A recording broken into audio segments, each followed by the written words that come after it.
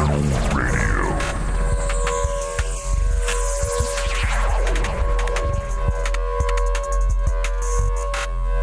Tap into the consciousness.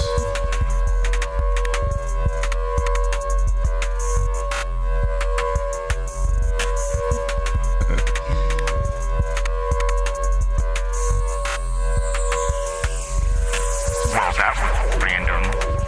Exceptional Radio. So today for lunch I had a personal pizza, and at first I was trying to manage this thing 'cause I didn't cut it up, and I thought, this is way too difficult. So I just folded it in half, and I realized, crap, I just turned this thing into a sandwich. And then it occurred to me, if I had cut it in half and placed it crust to topping, it would still be, toast. It'd still be pizza.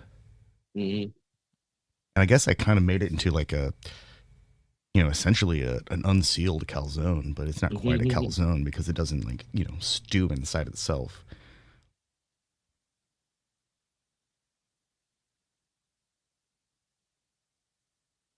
Well, so I was watching, we just came back from Italy, coincidentally, and getting pizza there was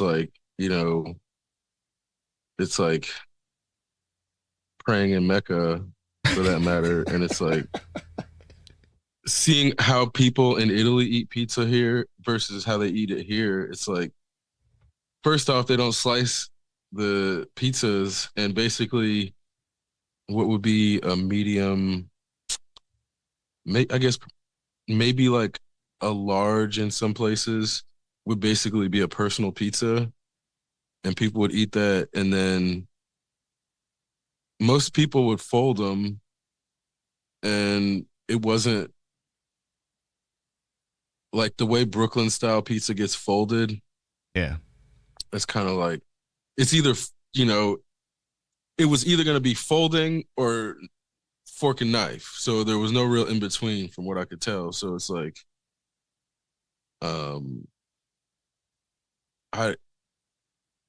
I also struggle now with the idea of like the cost of pizzas, because the gourmet pizzas there were basically cheaper than Pizza Hut here, or like the lowest level pizza. Pizza's become pizza can be gourmet, but that doesn't mean it should be expensive. And the way that pizza has become expensive in America, it feels like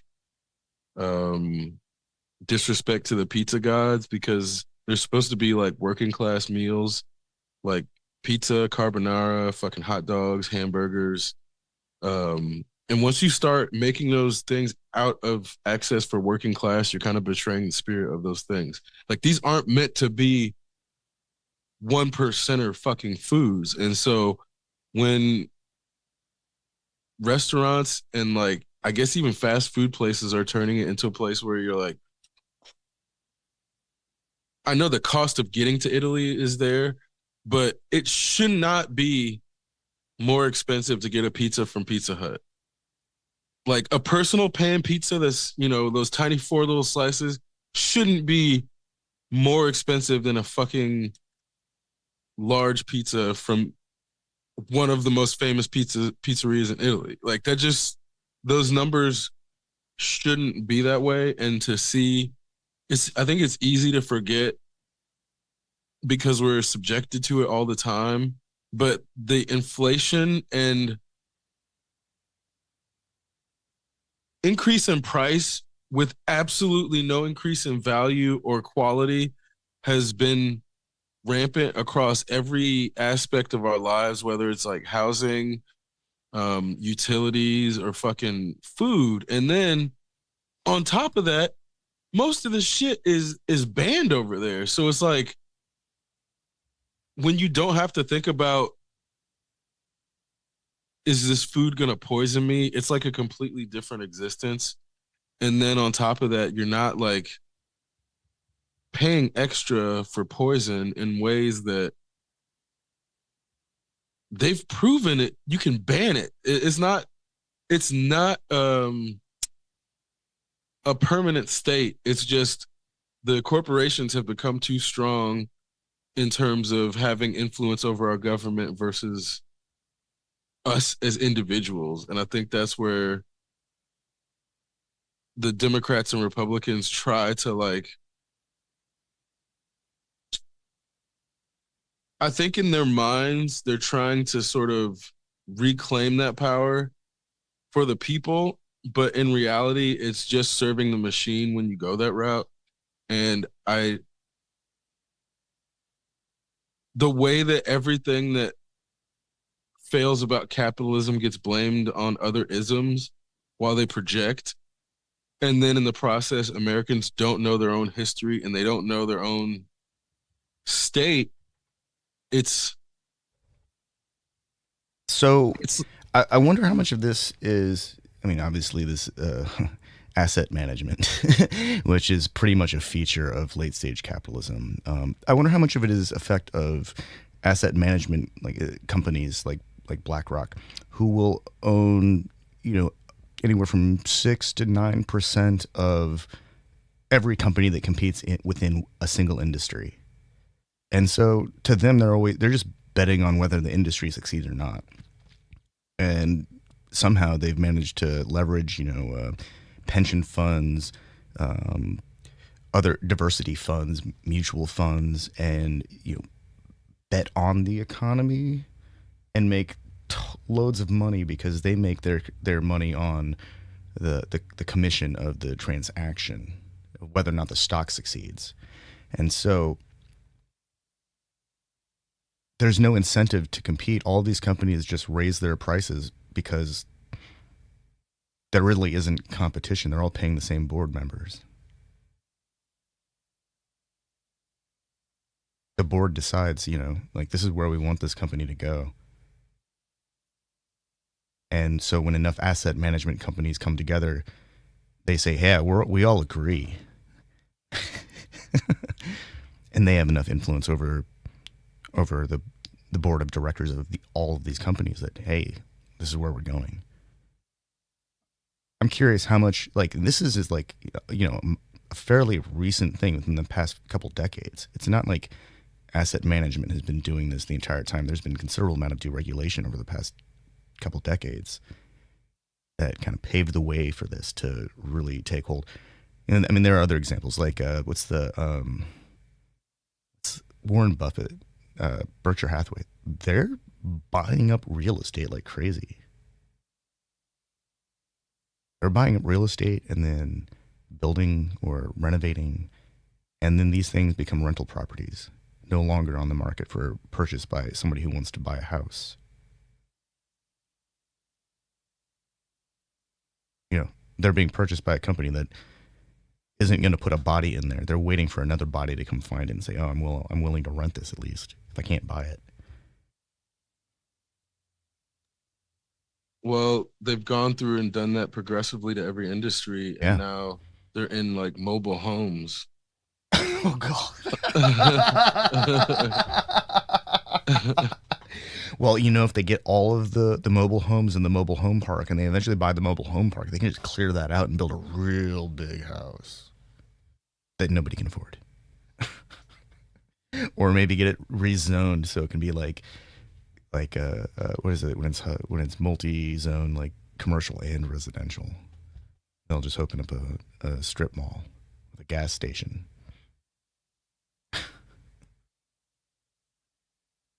Well, it's like people forgot that capitalism needs consumers to work, and they were so busy trying to price the laborers out of their bargaining power that they end up pricing them out of being consumers. And so you can't outsource your economy, lowball all the workers, and then actually have functional capitalism. And then they'll be like, this is communism. And it's like, no, this is legitimately the result of capitalism specifically. What we're seeing right now, all of these failures are capitalism's failures, but they just don't understand how to change trajectory without making it seem like they're admitting capitalism is an abject failure. because in in the sense of commerce isn't bad. It's not that commerce is bad. It's that you shouldn't exploit every turn, but that approach to things has become so ubiquitous that in terms of every interaction in America is transactional, and it's more and more difficult, I think, for Americans to, whether it's friendships or family or anything that's not inherently associated with capital. I think Americans are increasingly incapable of approaching those situations without treating it like a capital exchange. And that's why I think the right wingers are suffering the most in terms of the family effect. Like they just can't even pretend. Um, and so I think it's like we're there's a there's an emotional intelligence, and then there's sociopathy, and then there's just apathy. And I think people find themselves on those spectra hoping that they're not one. Um, but it's like, I don't even blame Americans for having to treat certain situations as transactional as they do, just because it's just baked into everything. Like, even the idea of nursing homes, as if people don't believe that they'll do enough in their life so that their family will take care of them when they get old. Like the idea that nursing homes had to become a thing. It's pretty, I mean, obviously it's dystopian. Um, but then I think it reinforces the capacity for older generations to treat the younger generations like shit. Because then it's like, yeah, I can just buy healthcare. I can just buy somebody to like pretend they care while I'm dying. Oh, Because then you find out how many people's family members don't come visit them in the nursing homes. And it's like, yeah, just because somebody's old doesn't mean they're not a shitty person. It's a lot of shitty old people, especially in America. And I was fortunate that my grandparents weren't shitty. I don't know about you. I mean, I'm assuming they weren't, just because, like, I've never heard you say a single bad word about them. So it's like, I would assume that if they were bad, you would have said some shit by now. So that's what I'm yeah, like. no.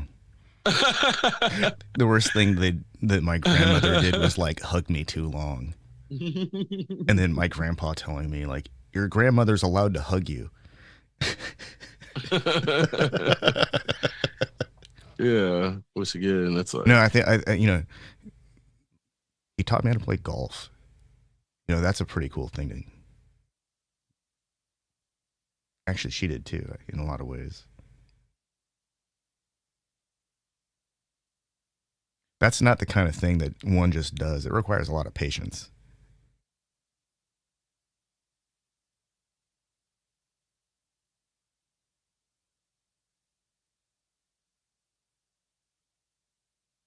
And also, yeah, and also the sorry, voice go in ahead. the back of my mind when I'm driving is my grandfather telling me to slow down.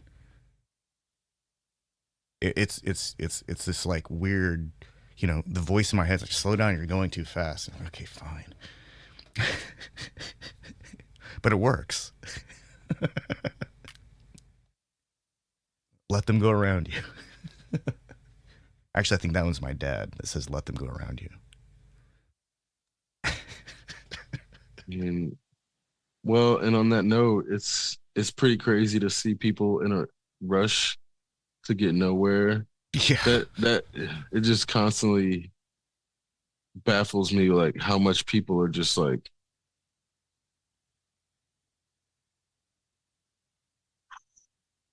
So the one that risking their lives. on that note, I went to Menards recently, which is like, let's see, when I take the interstate, it's one, two, four. It's like four exits. And oftentimes when I'm passing the third exit, some car will be merging on.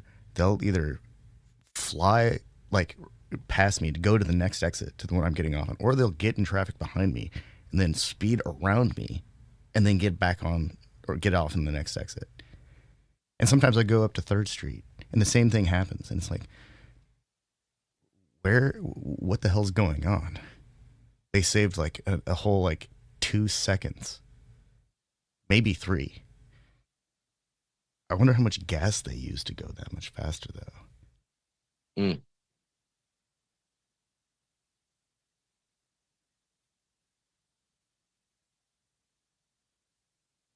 Sometimes it's like, sometimes it's a truck, sometimes it's an SUV, sometimes it's like a car, like a a sedan, and they're just like vroom, fly by just to get off at the next exit. It's like, come on guys, Bloomington's not even that big.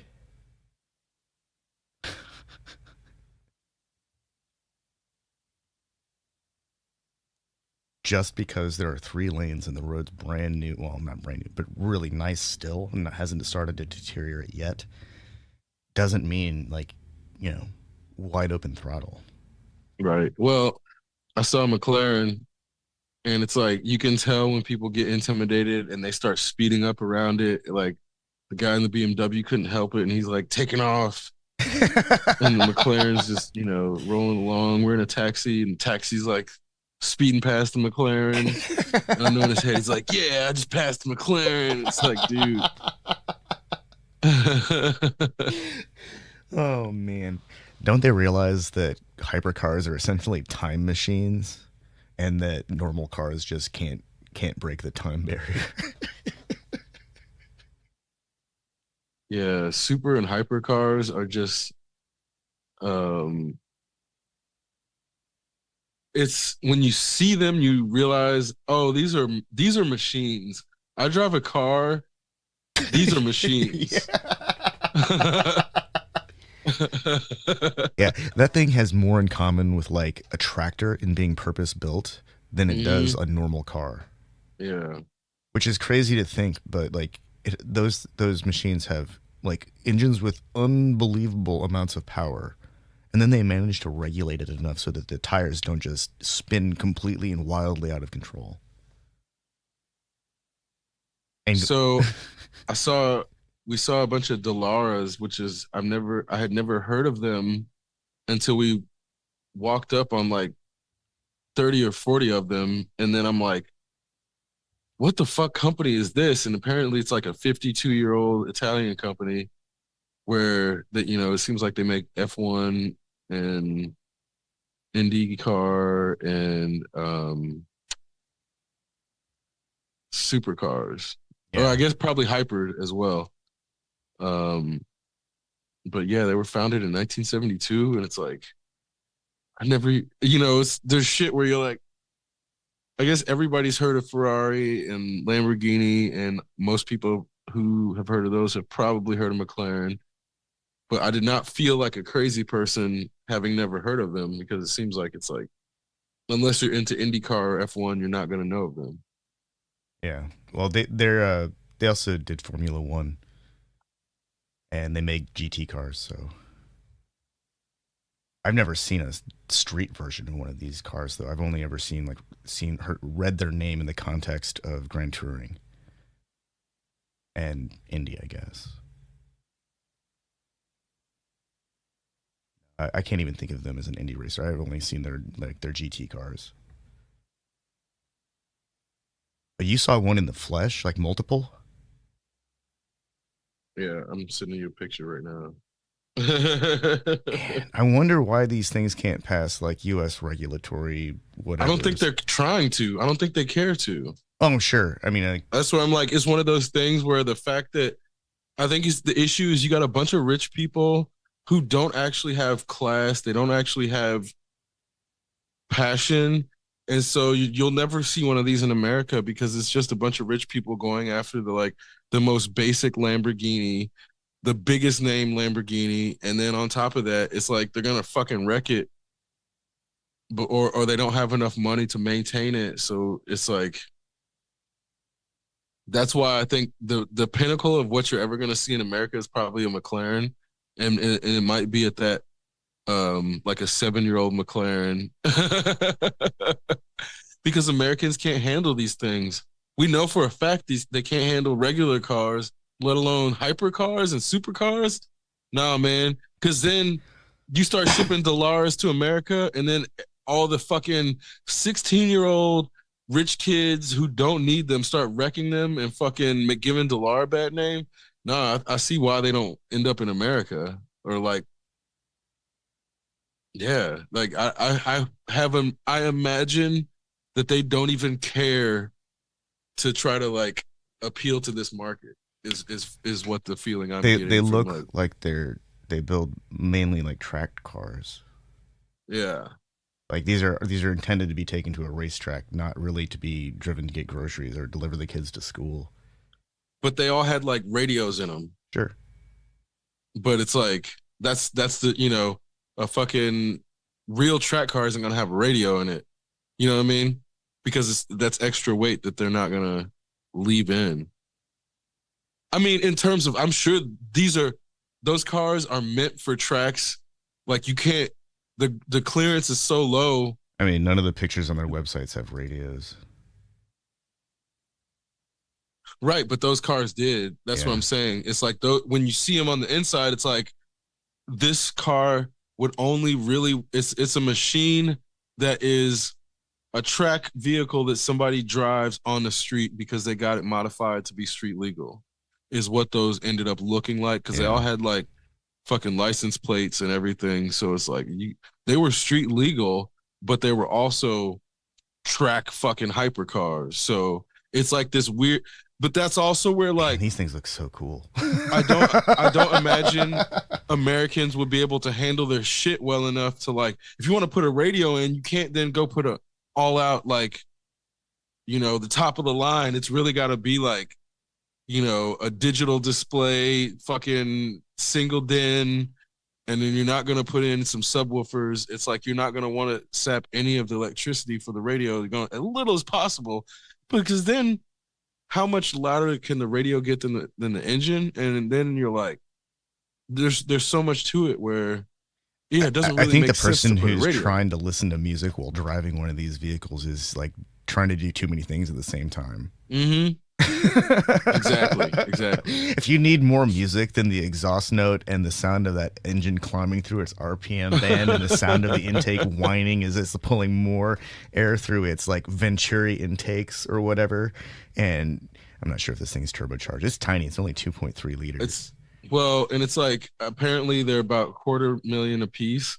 And so we just walked among millions of dollars of vehicles, and like none of their owners were around trying to like sit there and flex. It was so funny to see the difference in car. Like if you even get close to a car that costs that much, the owner is going to come out of nowhere and be like, how dare you even like look at my vehicle in America? Whereas here, like the owners were nowhere to be fucking found, man. It's that to have that much. And nobody was trying to come up and key the cars either. You know, nobody was trying to come up and deface the vehicles. Whereas in America, you leave that much, that shit's going to get spray painted. That shit's going to get keyed. Somebody's going to take anything they possibly can, because that's why they can't end up here. Is because they can't be trusted around a bunch of people who are just gonna fucking key them up for no reason. In the wrong part of this country, yeah, man. Like somebody would see that and be like, man, look at all those wheels. There is no place in America. I guarantee. Look, there is no city, no fucking rural place. No, you go to the richest place in America, because nobody has this. Somebody's gonna accidentally bump it, and now your car's got scratched. And they can go get their shit fixed, but you can't, because there's no Dallara dealer or no Dallara place. And so then you got to send it all the way back to Italy because some fucking micro passive aggressive fuckhead bumped your shit because they got the Cybertruck and they know it's cheaper to fix the Cybertruck, so they're just gonna go ahead and I take bet that. I bet somebody rents an entire like airplane hangar to store their hypercar and just to avoid everything that you just described. But that car only leaves that hangar to go drive a little bit around the place and then back Right. into that hangar. Yeah, yeah. And it never sees the road. It just drives around the airport. All right. The people that own these have the capacity to do that. So yeah, Yeah. I 100% imagine something like that where and then on top of that, you're not gonna want to let a valet fucking park this. Hell no. So on the note of 'Cause- Cybertrucks, apparently some like Chechen general or something, or the leader of Chechnya or something like that, like sent a pair of Cybertrucks to Russia, gave them to Putin. He's like, here, I mounted these machine guns on them, and then they died out in the field, and then he blamed Tesla for like disabling his vehicles. Of course, Tesla's like, yeah, we didn't do anything like that. We don't know what's going on with your vehicle. It died. I mean, I don't know which one is worse, right? I know. Like, it's like, well, what did they expect? Neither one of those is good. They took an electric drill out into the middle of nowhere and ran it till it ran out of juice. What were they expecting? And then Tesla, of course, like, yeah, one of our vehicles got taken into a war zone. It's not really like, what do you want us to do? Reveal that they can just completely disable a vehicle? They've already done that.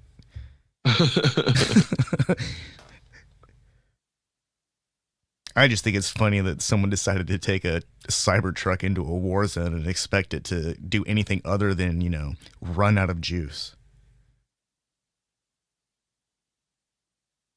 Yeah, these people are not smart, so I wonder if they have enough generators to get supplied enough juice to start recharging itself. Is there enough room in the bed to host one of those generators in a fuel tank? And the machine gunner? Is that even a good idea to put a big gas tank in the back of a truck bed with a machine gun and its ammo, which is already a target for something? And also has so many surfaces that it's like just a big, bright target for radar.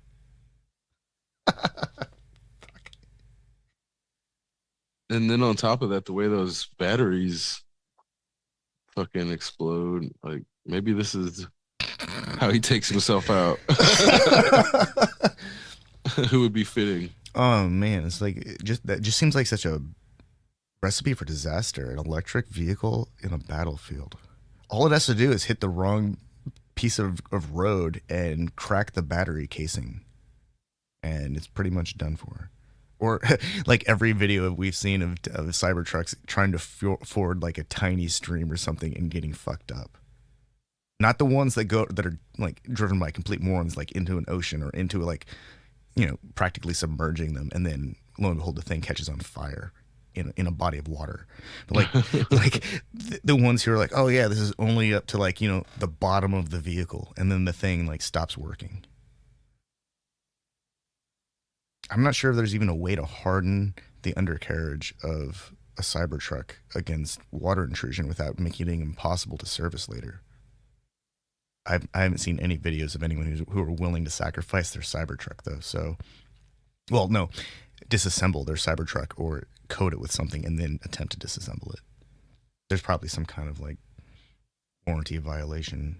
That's an expensive vehicle to do that too.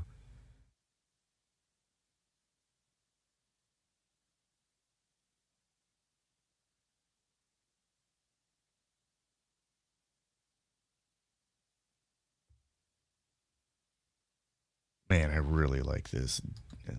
The Dallara Barchetta. It has like the most minimal windshield. It basically has a deflector. I'm assuming that the person driving it has to have a helmet. I'm sorry, I just left this thing scrolling around and I just keep looking at it. Why can't we have cars like this again? I mean, like seriously, Right. like Hyundai could seriously print these things like in mass. They could just stamp this shape out and put it on an Elantra and get rid of the back seat, and it would look so cool. They could move the front engine to the back like an old MR2 and just stamp these things out, and it would look so Right. cool. They could make so much. Well, on that note, the Ioniq looks pretty cool. I feel like that's one of the first electric vehicles that looks like it's futuristic coming out of, I mean, I guess I won't say it's coming out of America, but like that we have access to in America. Dude, there's so many really cool electric vehicles in China that will never pass like U.S. regulations for safety, and it's like, come on, guys, just let them through. Let's see what happens to one of these things. Does it really crunch up like a soda can? Or are we just seeing like videos of test versions that are like, nope, we have to make it stronger? Because most of the videos I see of vehicles in China, they're not getting into car accidents because they don't drive like we do. Right. Their vehicles catch on fire because, the driver's an idiot and drives their electric vehicle through a giant puddle of water that's like, in fact, up to one's waist. And their battery catches on fire. It's definitely driver error. Like, nobody in their right mind would drive a normal vehicle through waist deep water. Well, this thing doesn't need oxygen. I can drive it through anything.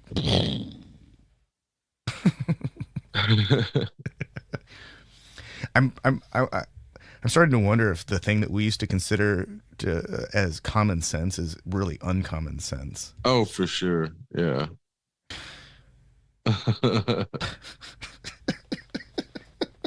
Well, and I don't blame everybody, but there is, I think, increasingly with less capacity to fix things, there's less curiosity to try to fix things. So this is where, like, in doing RC, like, I feel as if the more complex RC car I repair, the closer it gets to an electric vehicle, because it's basically just a scaled down electric vehicle.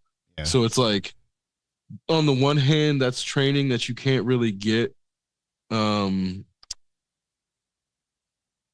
that scales. Like, you can get it for gas vehicles, but because gas engines are so much more complex than electric motors, the type of repairs that one can do on an electric motor versus a gas engine, you really have to buy a specialized miniature version for it to scale up, which is not out of the realm of possibility, but it's just not the same in terms of like how basic electric vehicles are compared to compared to internal combustion. And that's where, if they didn't add computers at so many points, not even to say unnecessarily, but it's like, when the internal combustion vehicle is basically electric because it's so much computer, and then the engine is arbitrarily internal combustion, that's where I'm like, I'm going to learn this stuff now, and then eventually electric vehicles will be more accessible, and then I'll be able to fix my own vehicle. And so it's like, not to say that it would even be necessary once the vehicles get good enough, because it seems like when you make fewer moving parts, they're less likely to break. And so it's like, on the one hand, with one want an electric motor that has about 12 moving parts versus an internal combustion engine that has 472 moving parts at the least, not considering the parts that aren't moving. And then you have like 1,000 parts, and it's like, obviously one sounds on paper easier to fix than the other, and in reality it is easier to fix. It's just a matter of like having the people who are prepared to fix it and the tools accessible to make it so that it's not a hard transition, but rather frictionless. For years, I've wanted to build a moon buggy, which is like a rock buggy, a very purpose-built off-road vehicle. Except moon buggies have really long control arms to allow for just a really extreme wheel travel, so that they can climb over pretty much anything they want. A lot of times they'll have rear wheel steering and then a feature where they can isolate individual wheel braking systems so they can pivot around things. And not too long ago, I watched a video of these guys rolling around in these kilowatt electric go-karts that are able to go 70 miles an hour off of just the motor, the raw motor itself. No gearing, just and they're gone. And so I looked these motors up, and these motors can be had for anywhere from like a couple $100 up to, you know, infinite, depending on what kind of like what kind of motor you want, because they get pretty complex. And some guys are even using like the axial motors, like we find in, you know, high-end automobiles. And it's pretty impressive what is possible right now.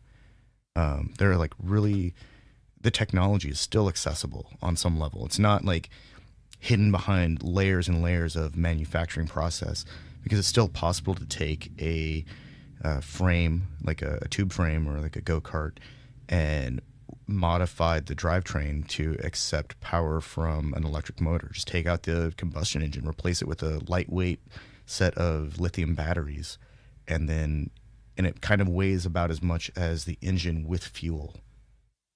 And in some cases, I mean, in every one of those examples, they were running a chain to a rear differential. But I'm pretty sure it's possible to do that. There are like differential systems that are, or motor systems that are the rear wheels drivetrain. All of these things should be able to be adapted anyways, but a lot of this stuff is incredibly accessible.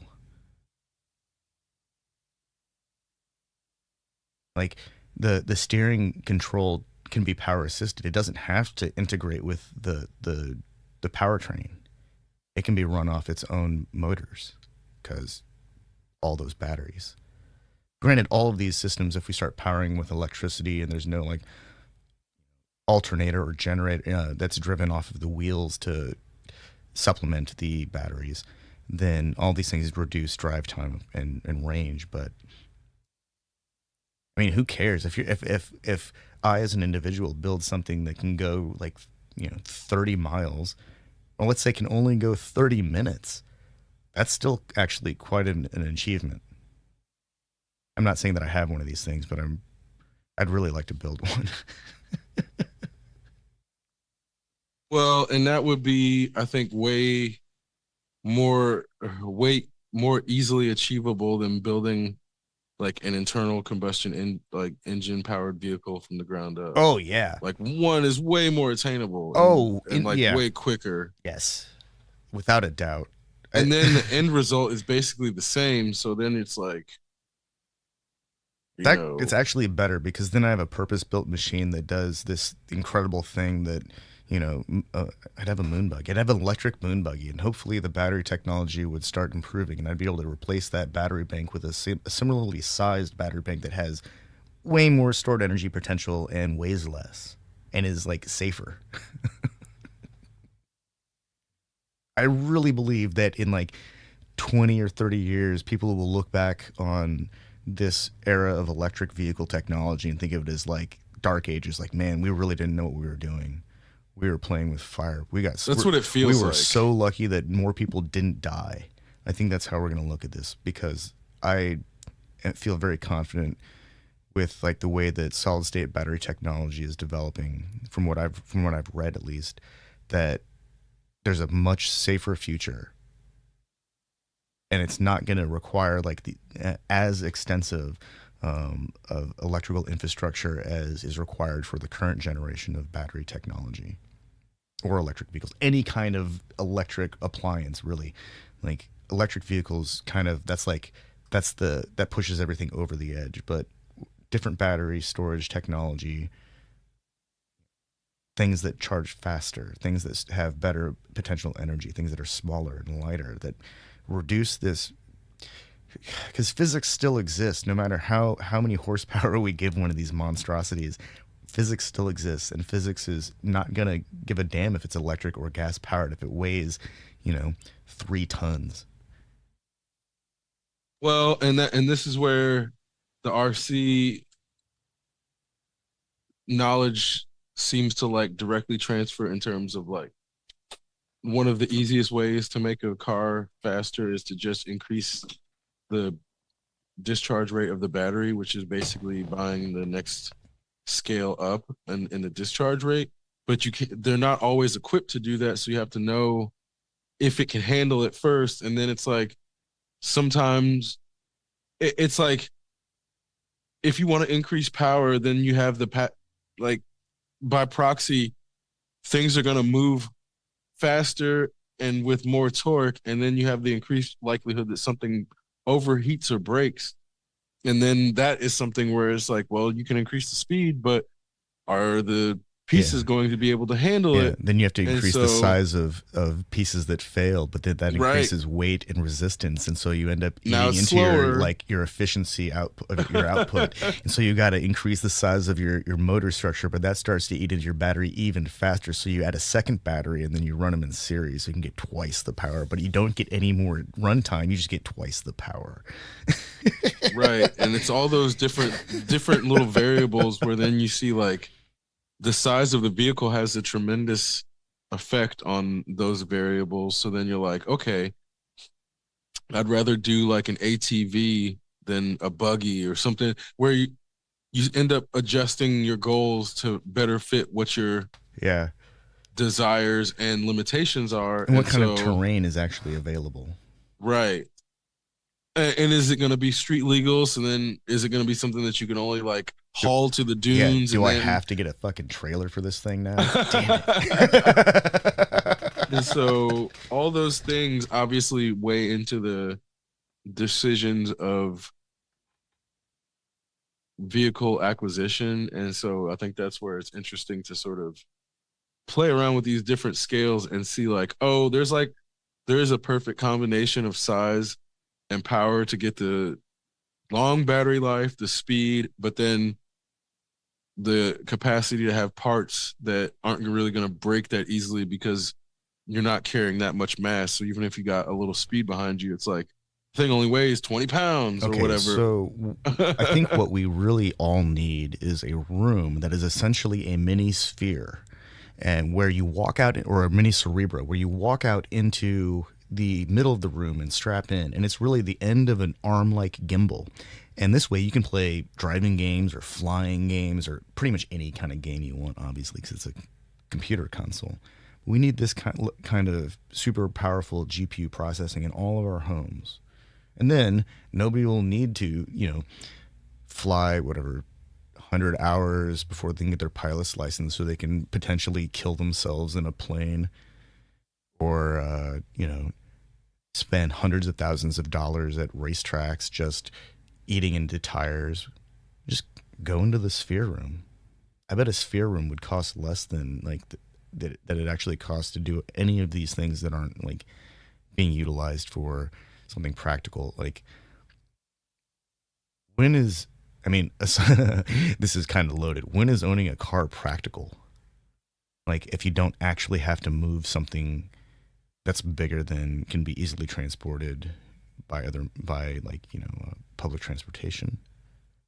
I mean, I transport stuff all the time because I don't live in town, but that's like one of those luxuries of living in America.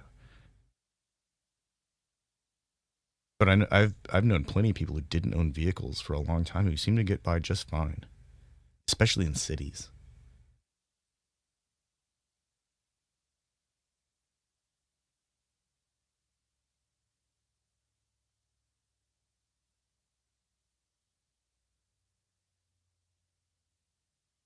Like,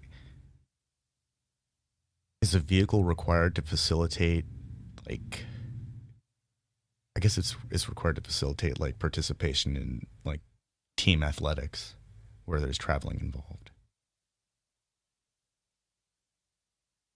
And that's really only if the team doesn't have the resources to facilitate transporting all of their athletes and coaches in adjacent. Right. Nobody really needs a car except for the fact when there's no viable public transportation. Yeah.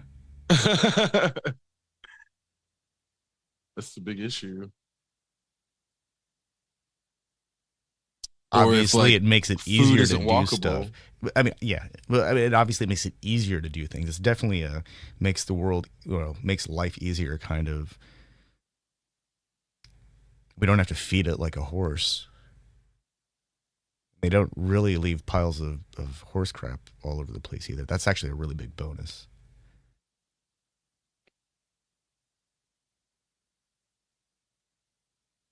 And before horses, people just walked around, right?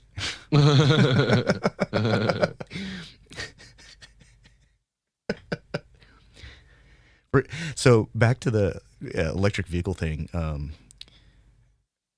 I ended up in possession of one of those like elderly assisting vehicles, electric scooters, and I didn't take advantage of this opportunity in time, and the battery swelled up. But I still have the battery case, and I could replace the batteries. I just haven't done it. And this thing will go because I'm not the target market for this kind of device. But it'll propel me like crazy, to the point that I'm basically just holding on. It's like, oh crap, I better let go. And I want to put like BMX tires on it, BMX wheels on it, and extend the axles out a little bit. Because I'm pretty sure it would go even faster if I did that. But I, I think it would just be really fun. Lower the seat a little bit, extend the body so it has a little bit more wheelbase. Yeah, I was amazed at how fast those things actually go. I mean, they're wicked fast. They get up to like 15 miles an hour. Which is actually really fast if you're just Yeah. like used to walking around. Especially if you're a kid. I remember, riding, I think it was at the state fair or something. And I remember being like, I don't know why more people don't ride, in my head, like, why don't more people ride these, as if it's like, they were only really associated with people who couldn't walk or like were handicapped or disabled. And so that's where I'm like, because of how fast it was as a kid, I'm like, this is cool. It's like a little motorcycle. Yeah. But if you ride it like that, the charge runs out really fast. Oh yeah. Oh yeah. They will drain in no I learned time. that. I before the thing died, I rode it around the yard a few times, and it was just like fast enough that it was uncomfortable. And I had to like, put my finger behind the lever so that I wouldn't go to full acceleration. I'm not sure if I like the idea of people rolling around with little tiny battering rams. Electric battering rams. With unsecured cargo too, because there's no lid on that basket. There's no seatbelt holding the person in. Some of those things are like tricycles. I'm surprised those things don't just like roll over all the time. Yeah.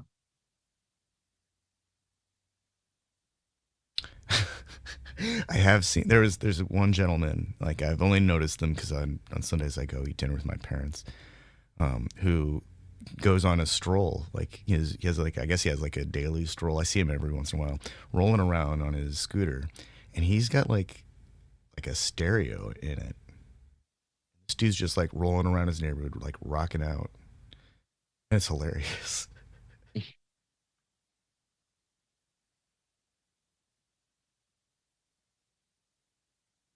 Like if I ever actually have to use one of those things, that's the kind of scooter operator I want to be. I want to Right. put a sound There's a system guy on it. that does that in the park too. It's like you hear him coming. He's always playing jazz. His name is That's cool. Lee Kennedy. He's a 91-year-old fucking legend.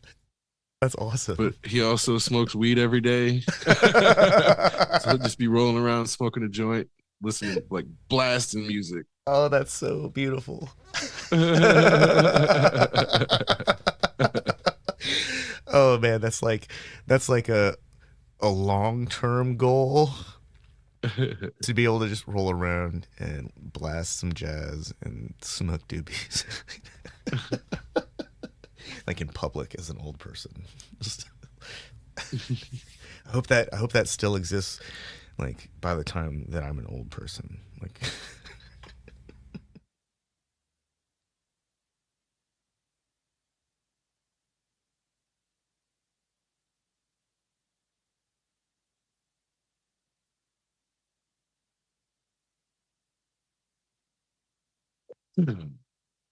But that's also where those motorcycles that have gigantic subwoofer or speakers, I always find that funny because the music is louder than the motorcycle, but that's like a whole vibe. yeah, you really hear those guys coming. Yeah. It's way different than when somebody's got subs in a car, all you feel the bass. But with these, it's like, is there a concert around? And Yeah. then the concert, like Doppler effects down the street. Or this dude was walking his dog and he had like a speaker strapped to his chest, but it also had a sub in it. And it's funny, like the difference a sub makes is crazy because for a brief second I thought there was a concert around, You're like, but where's it's this coming just from? like, yeah, when sound has like motion behind it, it takes on a whole different shape.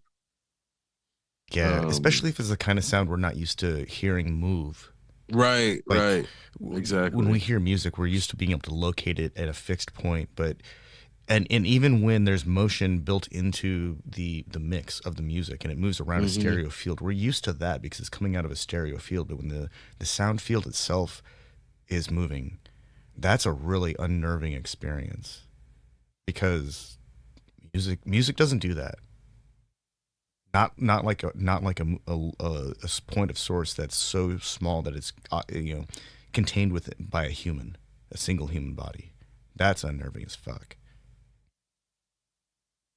That's like that's like that's probably a horror movie trope. Like you hear the sound of some music following you, and so that's because the music's always following the person who's the subject of interest in the horror movie.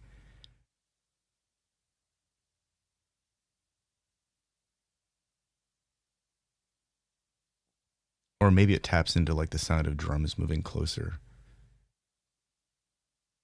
which is always weird.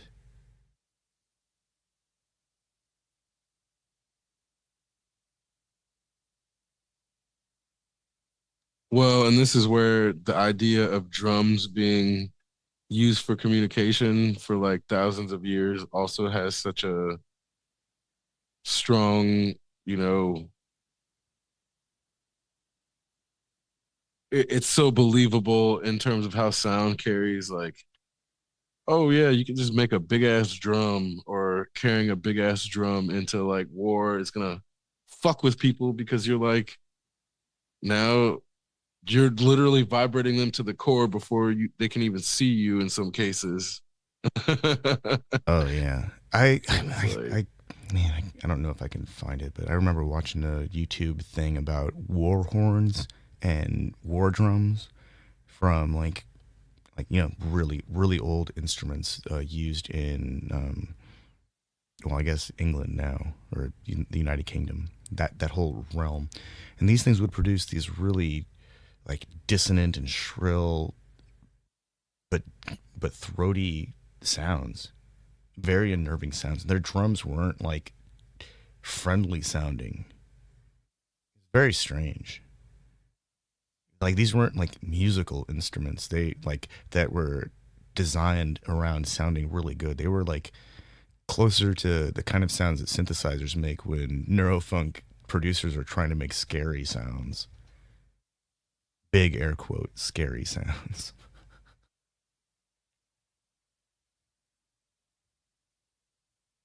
I'm pretty sure that's what like neurofunk really is. It's like an extension of people who are subconsciously making horror movie soundtrack.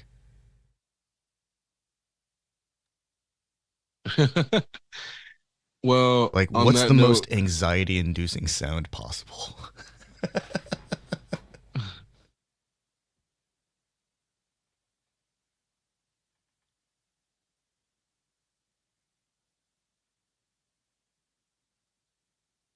But on that note, it does feel like neurofunk is the borderline between attention deficit disorder and like trying to reach his end but not being able to because you keep hearing the stupid drum beat. Or that weird shrieking sound in the background. It's like it's hidden behind layers and layers of stuff and has no compression, way too much reverb, and it's got so much pre-delay that it sounds like it's like a football field away, but you keep hearing it. Like, what the hell is that sound? Why does it keep happening? Somebody put that poor animal out of its misery.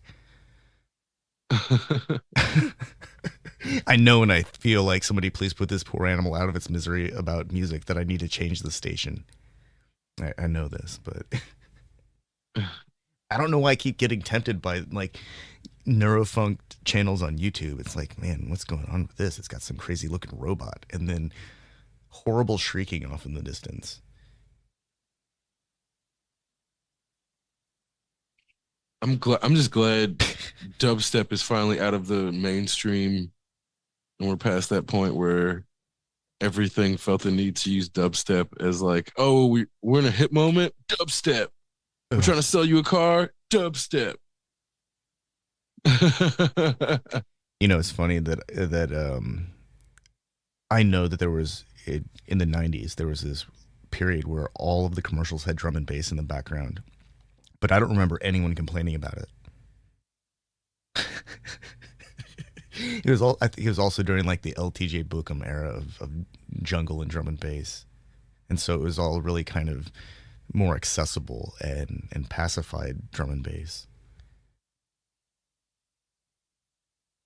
Right, and well, on that note, I feel like a lot of this is the industrialization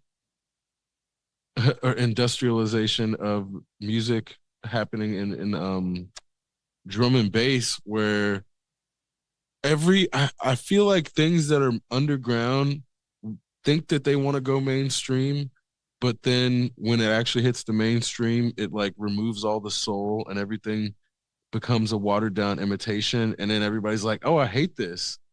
And you really just don't want whatever you like to go mainstream for that reason, because drum and bass, when it was the most mainstream, was just annoying, and it lost all of the things that made it interesting to me. So that's where like I definitely tapped out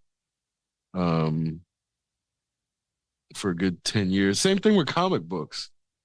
I think every one of my interests, whether it's video games, fucking comic books, music, specific genres of music, everything got hit by these fucking investment companies trying to go move to the next thing and extract all the capital from it, and then they make it suck.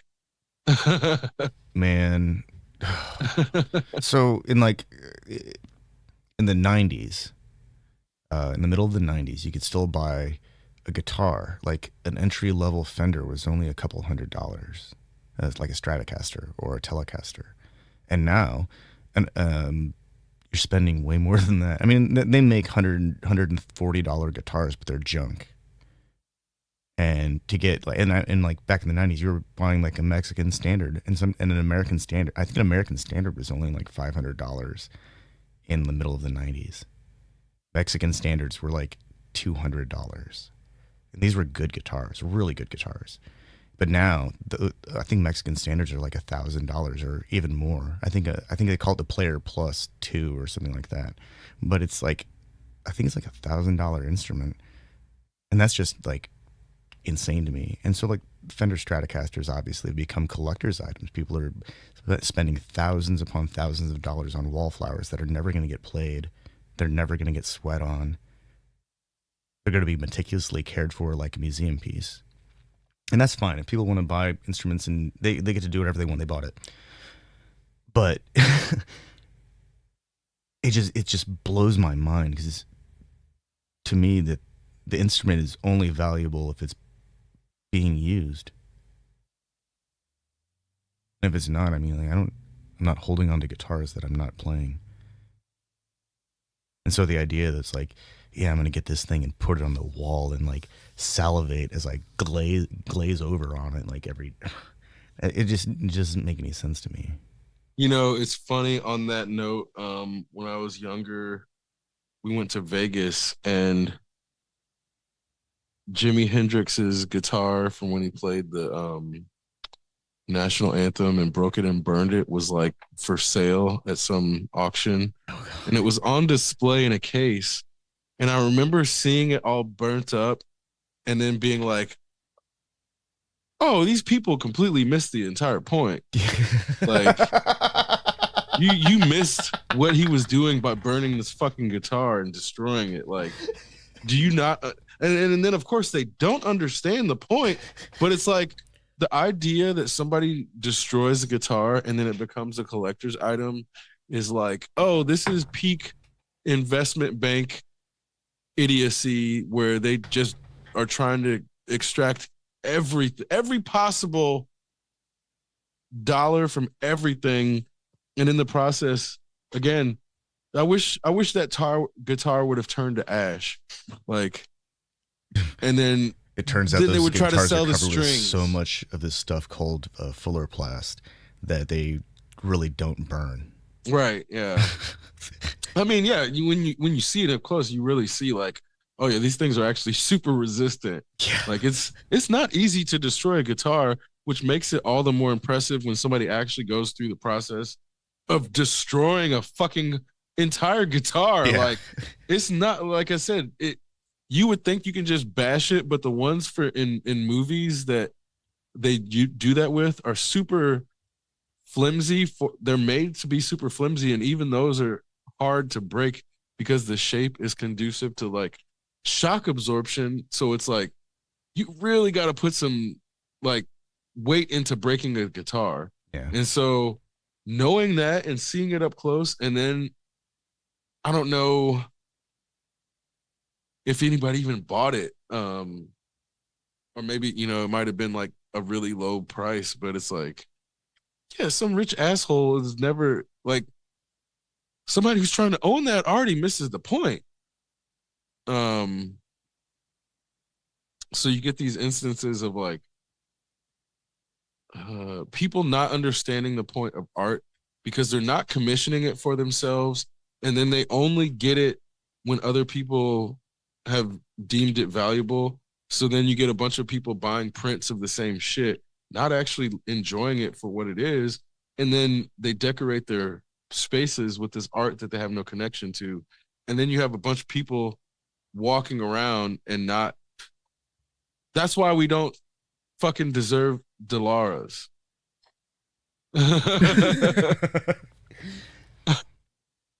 Because not enough people commission art. So why should we allow those fucking same rich assholes to just buy that? Those machines are art. They don't, American rich assholes don't deserve that. So I'm glad we don't see them over here personally, in terms of if they started commissioning art. I mean, I don't like, again, it's, we don't even know that they looking are at there, the racetracks. Yeah, we right? don't even know that it's a Delara. They're just manufacturing the frames for Indy. Yeah, they're like not actually doing the rest. I mean, the race teams manage their own engines and fuel management systems and transmissions and drive or whatever, all those things, all the trains.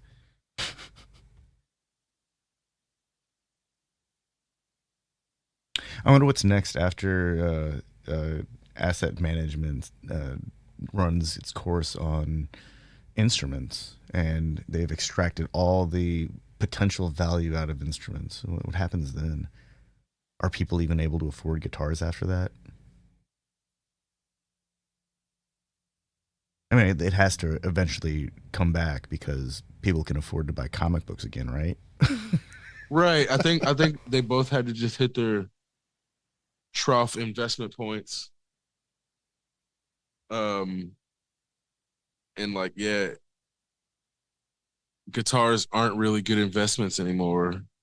There are too many on the market. They're like, right. I was reading about how the used market got flooded with the post-pandemic, like, oh, I guess I'm not really as into this as I thought I was, sentiment. And a lot of those instruments are largely unplayed, and so Hmm. they're commanding like mint or excellent condition values, which is not much lower than what they sell for because guitars aren't really sold for huge margins.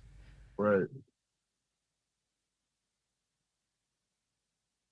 Yeah, and then those people are gonna have to drop the price even more because why would you buy a used one when you can buy a new one with a warranty for like $10 more? Yeah. Or the person is like, I don't want the used one. I'll wait till the end of the year when the music store has to put everything up for sale and run the risk of somebody else buying it. But that person's usually willing to drive probably 8 to 12 hours. So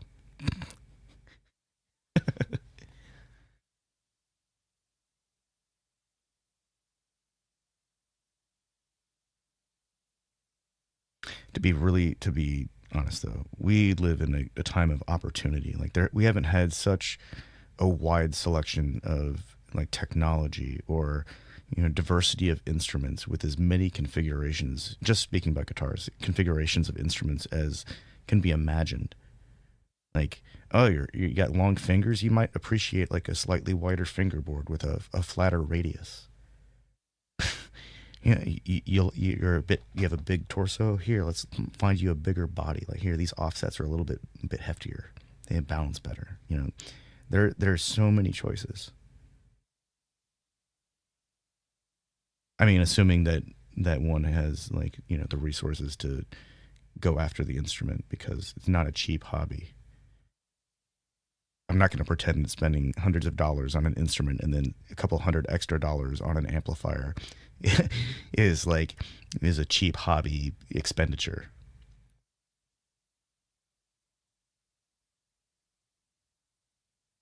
Oh, but instruments shouldn't have such a high barrier to They entry. shouldn't. They really And shouldn't. and I think the more we get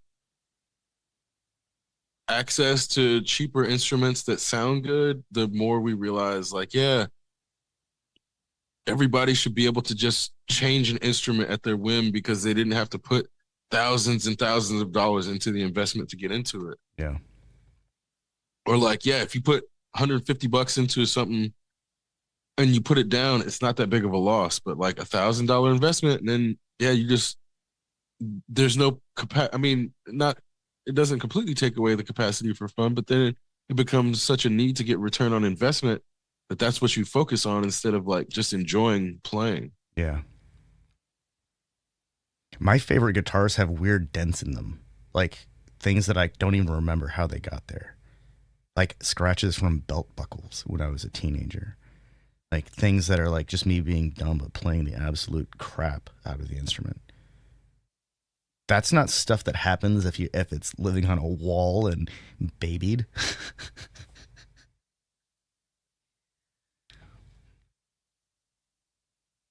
Like the whole trend of relic instruments, I find kind of offensive because it's one thing if they have shitty paint jobs and the paint just fails because they're being played, or they paint because or the paint fails over time because they get played real hard, and they have a decent paint job, and that stuff's cool. That's cool when guitars have stories. Those little chips and dings and dents, different screws that don't match on the strap buttons. There's a story behind that. That strap button probably failed, and they dropped their guitar, and probably got really like scared for a moment, then realized that it was like built like a tank and it was fine. They just needed to put a new screw in it. And but those things are all stories. But when they come pre-relic, there's part of me that feels like that instrument, that finish has denied the person who bought it the right to have those experiences with that instrument. It's already halfway down the journey. Right. It's the same thing as distressed pants. Yeah, like I want to wear my pants out for myself. How do I know that the person who distressed those pants are going to wear them out in the right places? They might wear out faster in places that I don't even normally wear out. Like what's wrong? That stuff really bothers me actually. I don't want distressed pants. I want my jeans to last me as long as freaking possible. Have you seen the like videos of how they do that? Like how Hmm. they put the legs on the machine that inflates them, and then they run a freaking like either a belt sander or a flap disc on die grinder. Like what the crap? It proves how uh sturdy those pants are, though. Where it's Fuck like, yeah, actually, I want them without all that stuff because then they'll last longer. yeah. It's like wow, that thing can withstand a belt sander or a flap disc. Hmm. Sign me up. But just yeah, don't do that. No. But then it seems like some like I've had one pair of jeans now for like 4 years, and they are still like stiff as can be. Then I have another pair of jeans that I had close to 10 years, and they feel like pajamas. And I love the pajama feel of denim when they get to that level of worn in. But I also realize that I'm like, one corner of a coffee table away from just ripping the leg open. Or I'm like squatting too quickly away from rupturing the seam on the back end or the crotch or the knees or anything. Just like, I'm like on the edge of these things just like falling apart. And I love them. They feel so good. And I'm afraid to wear them. Get out of the chair wrong and then they rip. It's like the last thing I want to have happen. Also, that's like, I think that's the kind of thing that only happens when one is able to take a pair of jeans like along the entire journey. Those pants have been places. They've done stuff.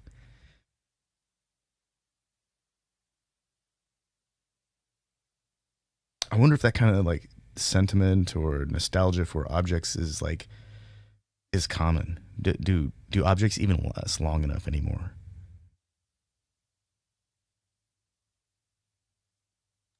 Right? I mean,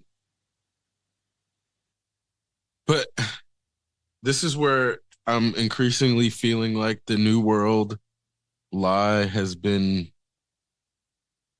bought by the people who live here in terms of I was just in a city that was older than our country, and it's like, yeah, we don't even have we have nothing to even compare to that framing of like, yeah, a 500-year-old city, a 500-year-old university versus a country that's like barely 300 or not even 300 yet, and it's like, fuck, the no wonder the Gregorian calendar is so leaned on and focused on post Renaissance because it's like, 248 years old as of yeah, July 24 or July 4th, 2024. Almost 250. Almost a quarter of a millennium. Holy shit.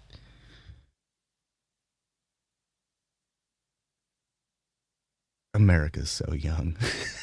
mhm,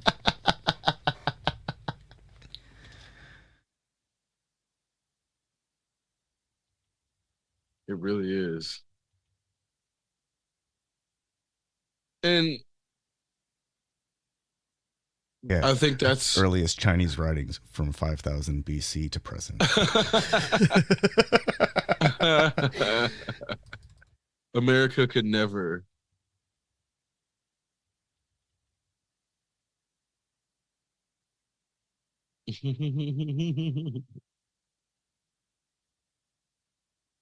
So I'm enjoying, I mean, the Ocean Gate shit is like, A year I think, old. right. I think people finally realized rich people aren't necessarily smart. And obviously, Elon's been doing a lot of the heavy lifting, but the amount of failures associated with this Ocean Gate thing and how much basically they paid $250,000 to die, and in the process like all of the things that were reported but then they basically paid their way to get out of, it's like I think people have finally the way government has tried to make it seem like poor people need to be protected from themselves. Well, rich people definitely need to be protected from themselves. There's no question. Before, I think there was a question, but now again, that's why they just can't get Delara. These fucking rich people don't care about preserving their own lives, and they'll do the stupidest shit to the point where I think even as recent as like 20 years ago, if you just had money, people would assume that you're like Bill Gates level genius. You don't have to have billions. You don't even have to have a million. You just have to have significantly more amount of money than they do. And then they're like, oh my God, I just met a genius. How do you know? Well, they were rich. Well, that doesn't mean well, they have a lot of money. How could they not be? And then the conversation gets stuck in a fucking logical loop. But now we know, like, oh, just because they're rich doesn't mean they didn't do some horrible shit to get that money, or some things that are basically just exploitation or investment banking going around parasitizing another industry. And now we know it doesn't actually take intelligence to do that. It just takes capital. And so that assumption of intelligence and genius not being there is, I think, making it more difficult for rich people to move the way they used to. You know, people with limited resources have limited options when it comes to doing things that could potentially unalive them. But people who have enough money that pretty much, you know, forking over $250,000 to go unalive themselves in a tube at the bottom of the ocean, like, they actually have so many different options to do things that could potentially kill themselves that don't require getting into a tube and being crushed at the bottom of the ocean. It seems like when there's so many things that one could do that are like way less life-threatening, maybe I'm just being rational.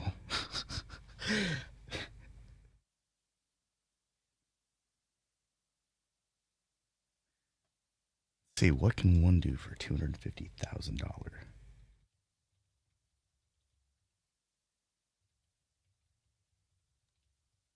Well, and that's before import tax. Because I know if they're doing it to China, they're definitely doing it to Italy too.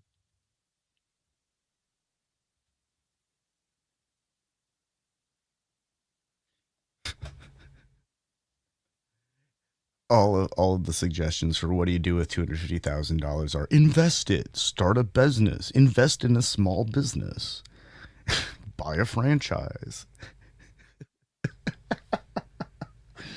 Nobody knows what to do with money. They just know how to. They just want to invest it. There's like nobody here is like on the internet saying buy a freaking boat and enjoy yourself for 10 years. That's what you do with $250,000.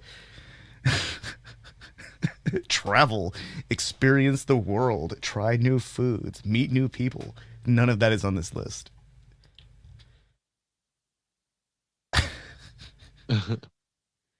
How to craft a life on 250,000 years. Save money for taxes. Invest. Start a business. God damn it. It's such soulless advice. This is, yeah. These are the most uninteresting people. I bet we need to start including that in the this person is wealthy. Oh, I bet they're uninteresting as fuck. Like, oh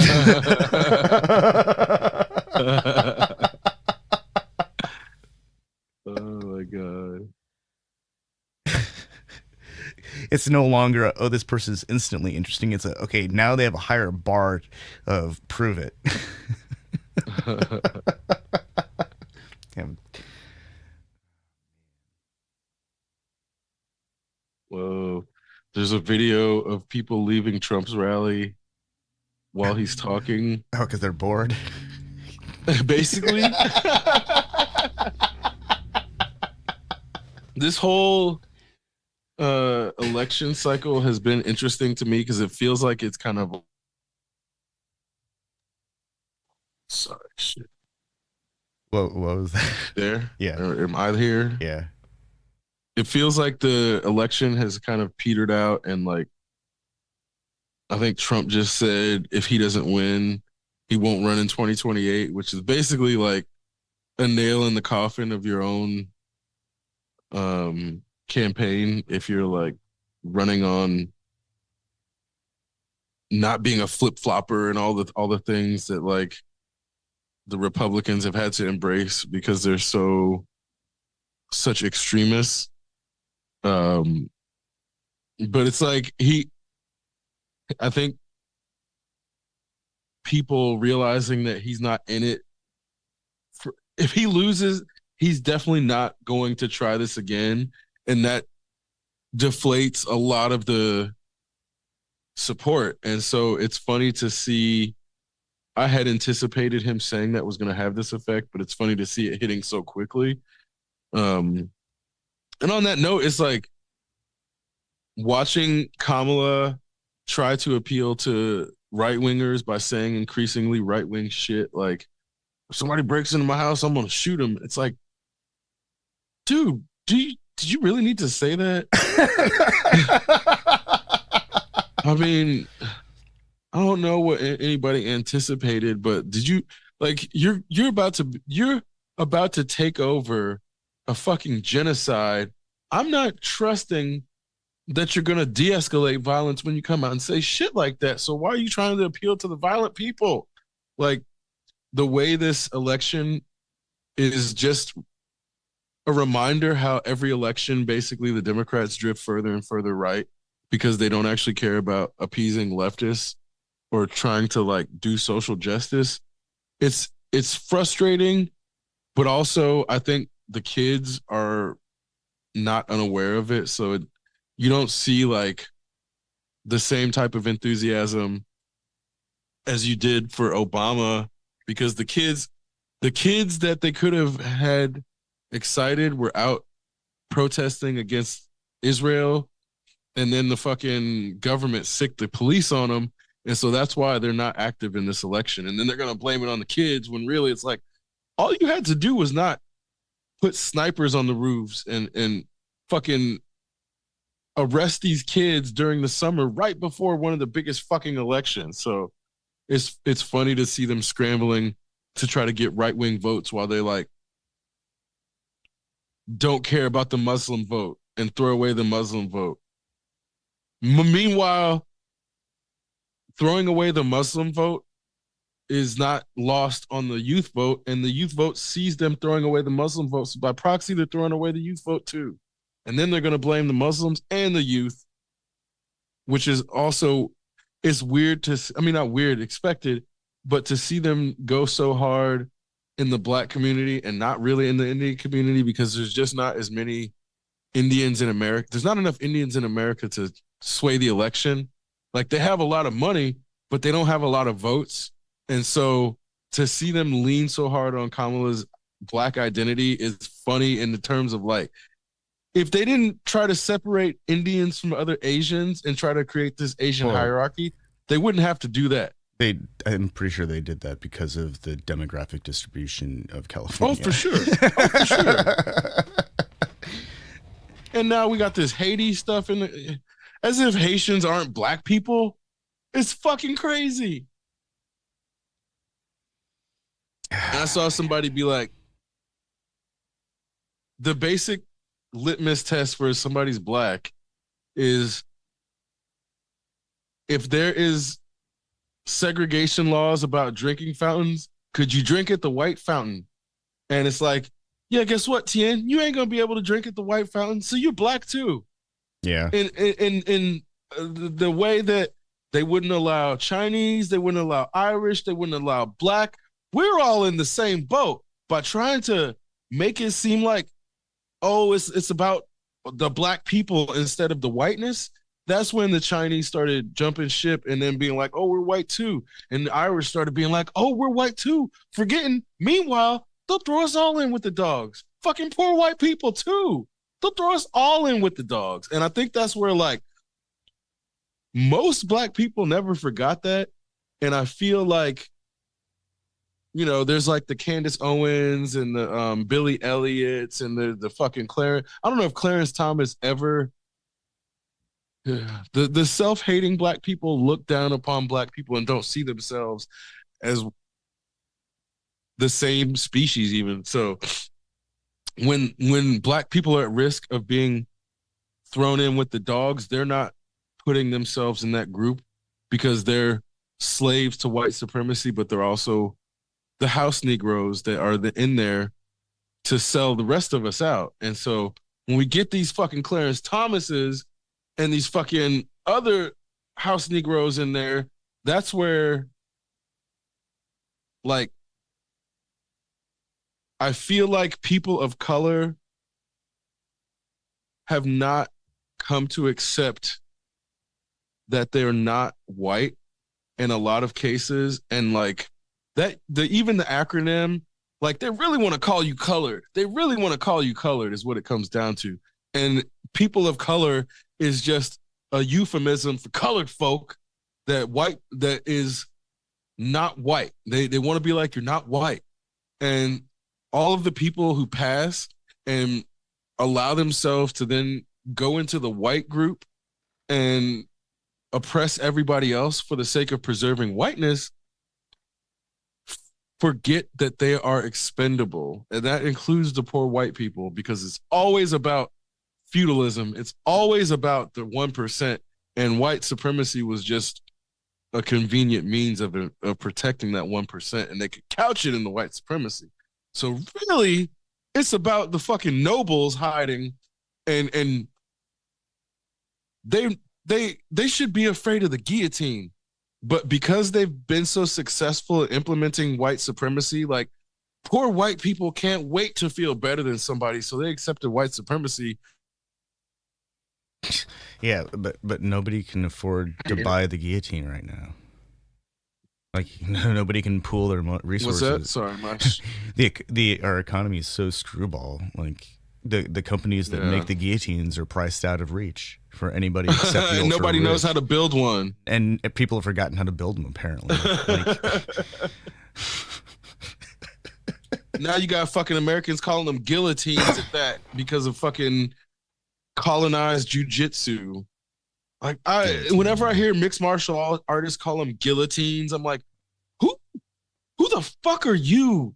You can't just like take a French word and change the entire pronunciation and act like it's not meant to be the same thing. This is some, like, now colonizers are colonizing each other's language. Y'all are out of control. Charcuterie. Gentrified guillotine. Charcuterie. It sounds exactly as it is spelled. How you gonna gentrify words? Like seriously, like charcuterie? Fuck.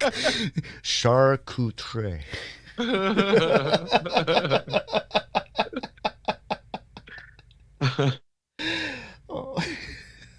Oh my god. Yeah. That's why we don't deserve nice things over here. Yeah, that's why we have Lunchables instead. We don't even treat words right. Yeah, Lunchables is way easier to pronounce.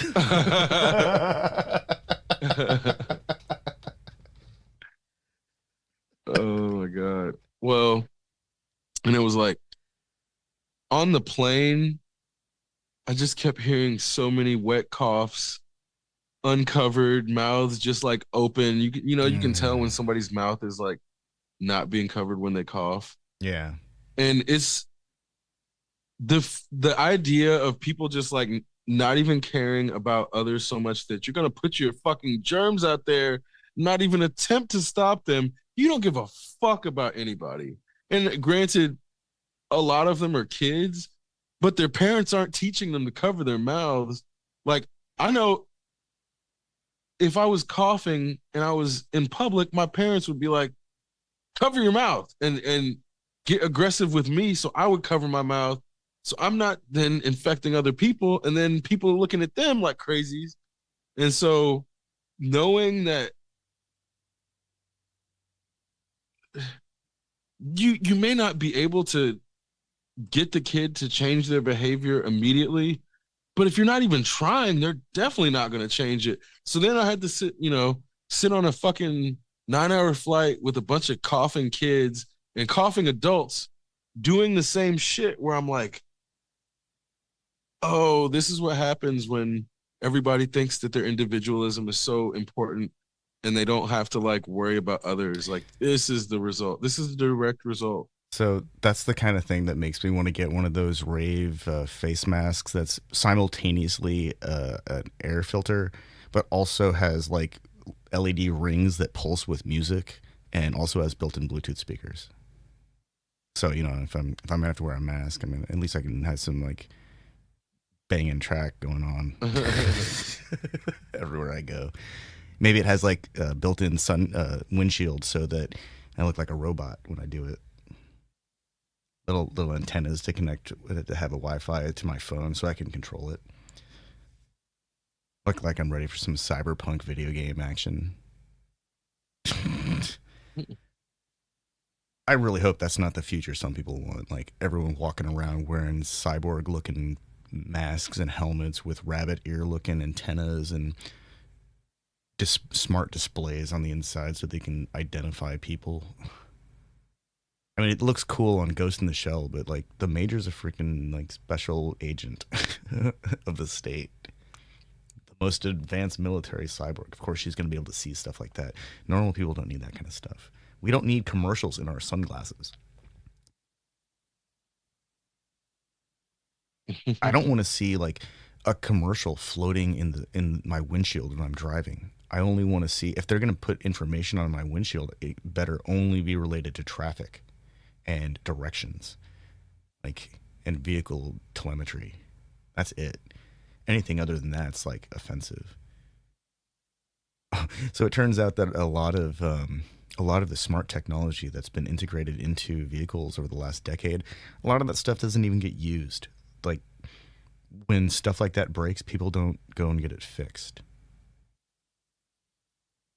Despite how much I actually really like the idea of a vehicle that will see a vehicle in front of it and that's slowing down too quickly and like stop and not rear end the vehicle in front. I like that. I also think that people should be paying attention enough and not following so closely so that sort of thing doesn't, happen. Of course, Murphy's Law and stuff. But it's interesting because a lot of this, next generation bells and whistles technology that's making everything cost more, nobody actually wants it.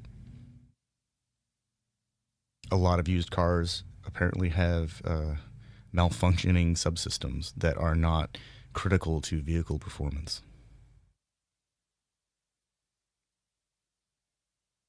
Also, the government wants to make every vehicle have some kind of emergency braking system that allow them to stop from up to 90 miles an hour to avoid like rear-ending or colliding with an object, which I think is pretty insane.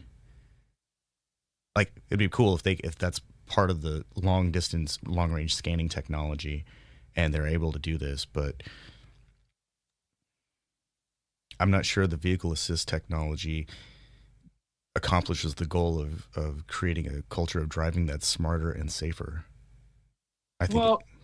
And I don't understand, like, I don't think there's one speed limit in the country that is 90 miles an hour. So, like, how are car companies allowed to make vehicles that go faster than that and sell them? That doesn't make any sense. Like, if you're a bartender and you sell a drink to someone and they go out and drive, in many states, you're going to be fucking liable if they get into a wreck. So how are these car companies making cars that can go 160 fucking miles an hour, street legal, selling them to goddamn kids, not being, because that's what I'm like, I don't mind not being able to have a car that goes 160 miles an hour because I don't need to go 160 miles an hour on a fucking regular road.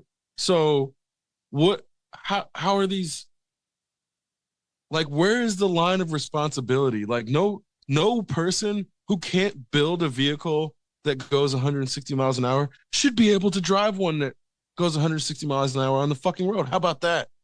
If you want to go 160 miles an hour, fucking build it. I shouldn't be able to go out and buy that. If all of the speed limits stop at 80. It just doesn't make any sense. And Yeah. so this With other incongruity cars on the between- road too. right. Not a race And- course that's designed for speed and is clean, but like a road that is shared with all manner of vehicles and have all manner of debris just all over itself. Like no one's cleaning it. Like, Well, and on that note, it's like not the speed of acceleration, but top speed. It's like if everybody's top speed was limited at 80 miles an hour, then there would be no crashes over 80 miles an hour. yeah, Literally, that's how that math fucking works. crashes at 80 miles an hour with like a 5% survival, like a rate of Right. survival. Whatever the highest survival rate at the highest speed is, that's where the car should be stopping. But we should also have high speed rails. Because then you see, like, oh yeah, we got on a train that wasn't even a high speed train and it was going 100 miles an hour. It's only high speed to us because our shit is so fucking slow. I was gonna Like, say, that's- man, it wasn't even, that was just a regular train to them. That wasn't even the high speed rail. Just a regular ass train going 100 miles an hour. so No big deal. Amtrak Acela is the fastest train in the United States, reaching a speed of 150 miles an hour over a 49.9 mile track.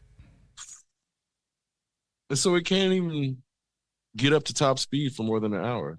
It got up to a speed of 160 miles an hour this year. But the track is only 49 miles an hour, so or 49 miles long. So you can literally not go the full speed of that train for an hour. There's a project between It Vegas doesn't make any sense. and Southern California that they expect the train to reach 186 miles an hour, but it's not complete. It's still seeking funding. That's just a project. Cascade Quarter project still isn't there. California High Speed Rail doesn't exist. It's going to begin service in 2030. Yeah. Man, the auto industry Oh, and their look, lobbyists. The Acela generally never is able to achieve speeds above 124 miles an hour because it doesn't The have enough au- track. It has to be empty to get to full speed and just be like the engine itself. Mm. The auto industry lobbying against the railways is why America is a shithole country. I can confidently point at a few specific areas, but the auto industry is one very explicit industry that has made this country more terrible And over time. every car company that's been making the big push for electric vehicles, they're all pulling back and trying to change gears towards hybrid or Right. range extended electrics, which are the plug-in hybrids, but have gas motors to generate electricity. Like, Because it's about consumerism. They don't give a fuck about Yeah. the planet. All they care about is what the consumer wants. Well, guess what? This consumer's fucking stupid. How about that? How about that? This consumer's a fucking idiot. I mean, So- didn't Apple demonstrate that the consumers have to be told what they want? I mean, yeah, fucking Ford said that before them too. Yeah. It's been well Which is like established. Steve Jobs just stole that idea, Yeah. or Tim Cook or whoever. They No, didn't come up with that shit. Steve Jobs definitely stole that idea, that concept. Because I remember writing about like an article where I'm like quoting that, and then my next line is, "You probably think that was Steve Jobs, but it was really Henry Ford," Yeah. or some shit like that. Where I'm like, I remember using that quip in an article because Apple is so fucking unoriginal that you can go back to fucking Henry Ford and see that they've just stolen all of their strategies and all of their investment banking, acquisition, and fucking planned obsolescence. And I'm gonna buy up all of the things on them in this market niche. So then I drive the value. Like Opals, I mean, obviously Apple didn't do that, but Opals didn't used to be valuable until a couple entities bought them all up and then starved the market, and then suddenly you have this artificial value. For rocks. Right. Pretty shiny So- rocks. Not even useful for like industrial purposes or can't use them for a computer. Mostly used in bowls and bongs. Yeah. Nothing against bowls and bongs. But it's not like a lab grown diamond that's so perfect it can actually be used for crystalline computing applications like GPS allocation. Like it's not that kind of crystal, and it'll never be that kind of crystal. Mm.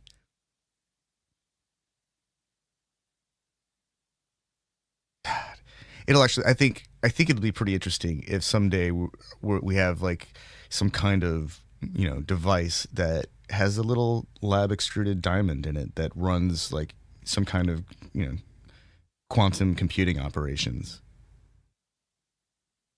And occasionally they get too hot and we have to like open them up with tiny screwdrivers and pull them out with needle like tweezers and replace the crystal.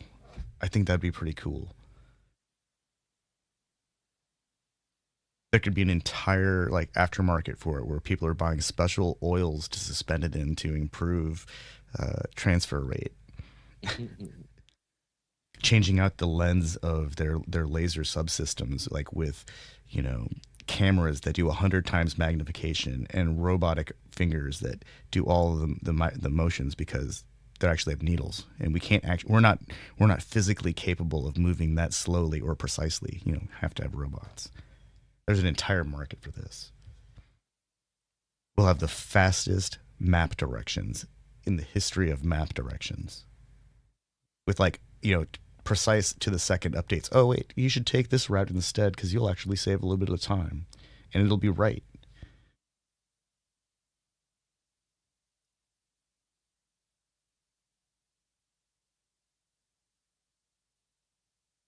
In that same regard, the better things are, the less people have to go somewhere. Yeah. So it's like, yeah, if I have everything I could possibly want to think of accessible in like a 50-foot radius, I don't need to like, I mean, okay, granted, experiences can't be manufactured like that. So then it's like almost exclusively leaving for experience. Yeah. And so I think that's like, if we can get to that post-capitalist place where people are only like going out to experience things because they don't have any material needs or wants, because anything that they want materially can be delivered to them immediately.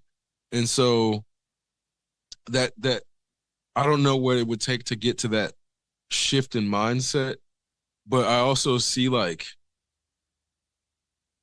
kids are a lot less materialistic, so it may just be a generational thing where like we have to wait for all the materialist boomers to die off and anybody who wanted to live that materialist lifestyle before we can hit that post-capitalist, post-materialist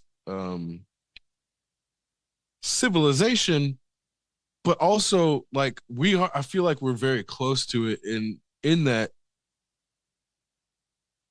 lack of resources isn't the issue. It's allocation of resources and equal access and perception and maybe of those training things. out the whole like keeping up with the Joneses mentality that Right. one need not have everything, that having everything isn't the answer. It's actually like fine tuning the things that we want, and because they're dialed into the things that we actually do, like the excessive need to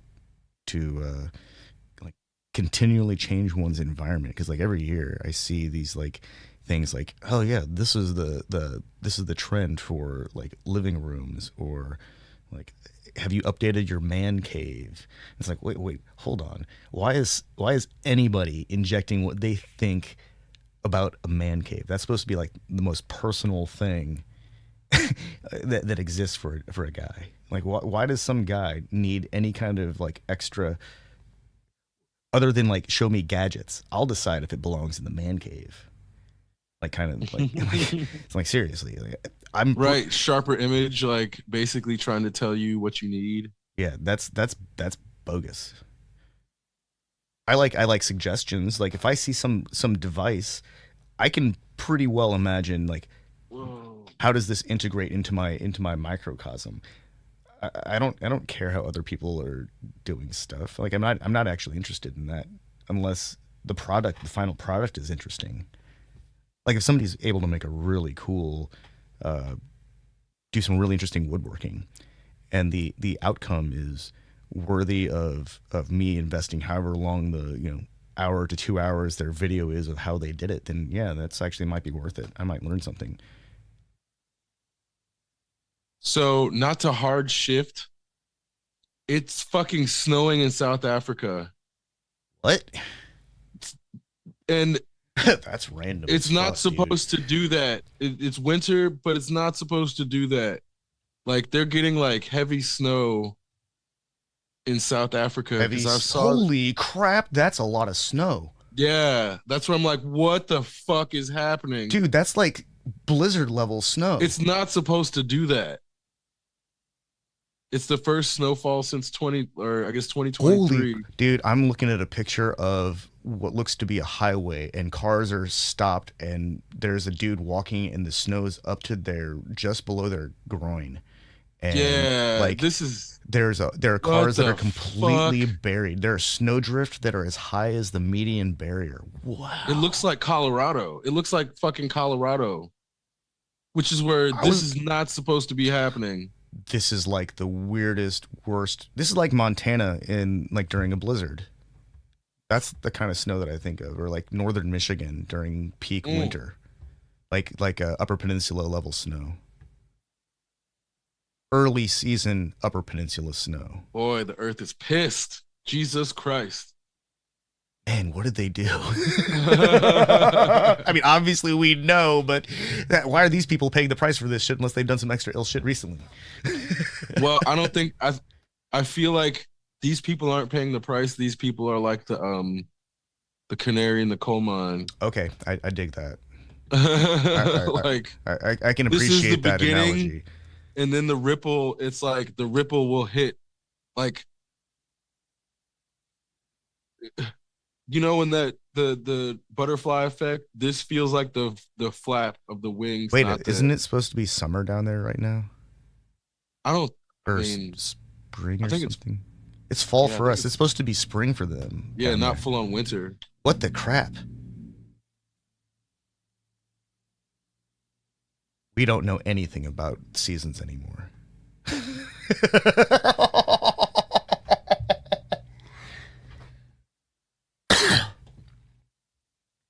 I mean, It's supposed to be it's actually really pretty. Like this is some beautiful snowfall. spring. They're out of what's meant to be winter now. Like winter ended last month. Okay. But I guess, we get longer, like our winters sometimes extend into what's meant to be spring. So that's not uncommon, I'm just not used to but South Africa and snow. that's exactly the maybe it's point. this Is thing like that they're not supposed to have this type of snow on the ground. It's like relegated to like the peaks and not, it's not supposed to hit that low. It's supposed to be rain by the time it gets to the lower. I'm feeling area. so many strange things right now because I've never would have conceived that like South Africa could get snow like this ever. Right. Yeah. And that's where it does seem like there's this global shift happening in that. It's supposed to be hot as down there, and Just okay.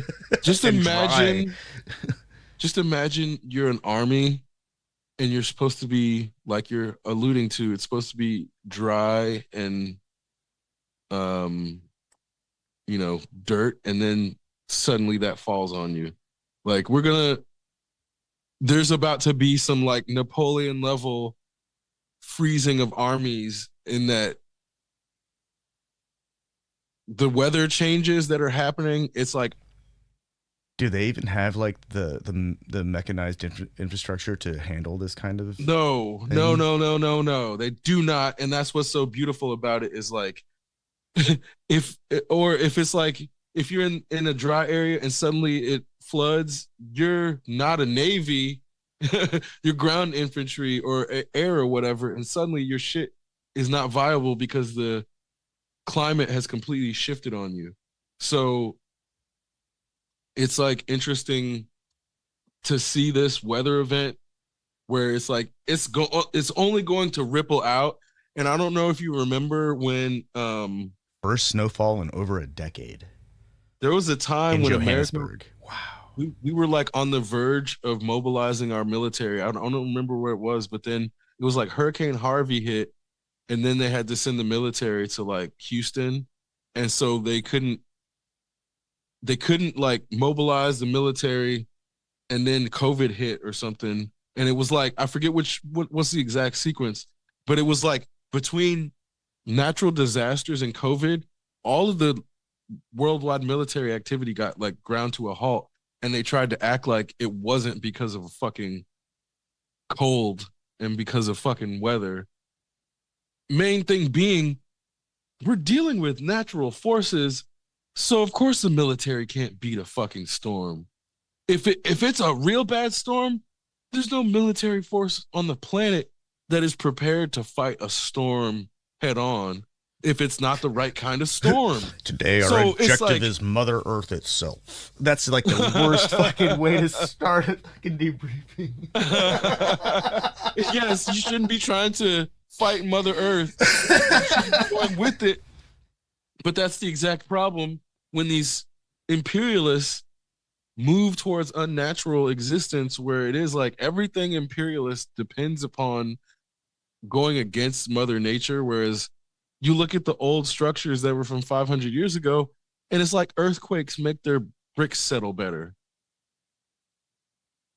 That's a concept that you see in old civilizations that's completely lost in modernity, where it's like they try to resist the earthquake instead of making it so that the earthquake benefits your construction.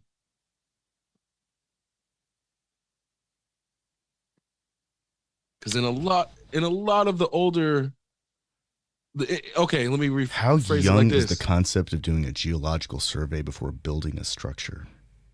The issue is what you do with the survey, Oh, because that too. they take the survey and then they try to build against it instead of building with it. Like the geological survey is definitely at least 2,000 years old, if not older than that. But the issue is they used to take them and then build along the lines instead of against them. How can we do this by spending the least amount of money possible and skirting by with the least amount of tolerance? It just sounds like a terrible idea when I say it aloud. Like, whoever's thinking that that's like the man, if people are actually operating like that, no wonder everything's fucked up. I don't think that everyone operates like that. I'm sure that there are some people who operate like that. How can I do this by spending the least amount of money possible? NASA. Actually, I think in some cases, like having an unlimited budget would have meant like space exploration would have actually taken longer. Like, oh, we can improve it. We don't have to do it yet. We can Right. just delay it a little bit longer. Let's run a test. Scrap this one. We're building a whole nother one. In fact, let's build 3 more of them, and we're gonna blow them all up, and then we're gonna put some really dumb looking wings on it next time. That's what Delara feels like, though.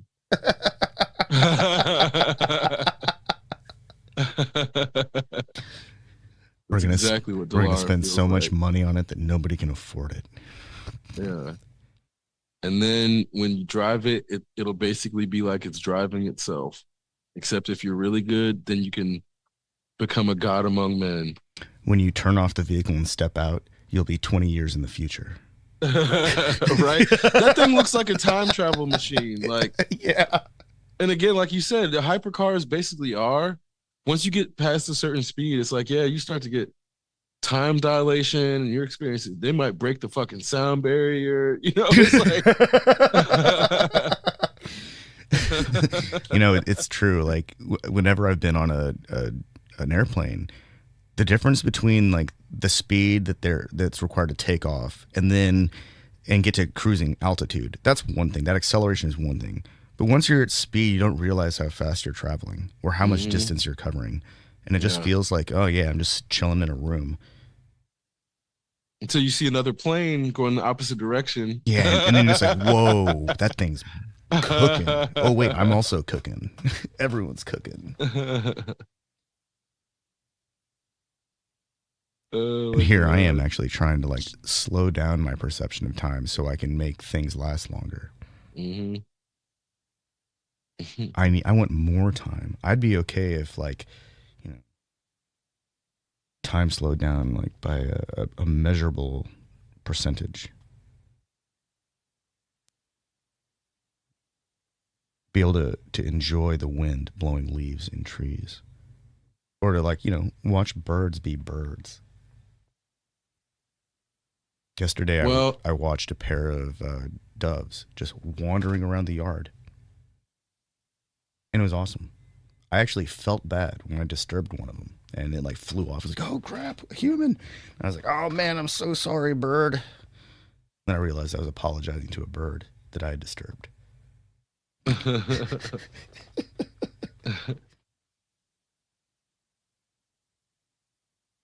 think it'd be really cool to be able to tap into the Speed Force and watch a hummingbird flap its wings. Right. I almost got a bee flapping its wings in slow-mo, except it flew off right before. I was like so close. But then it just buzzed off as if it knew I was about to capture something sacred. You're like, oh, you switched it over to 240 hertz? Well, I'm out of here then.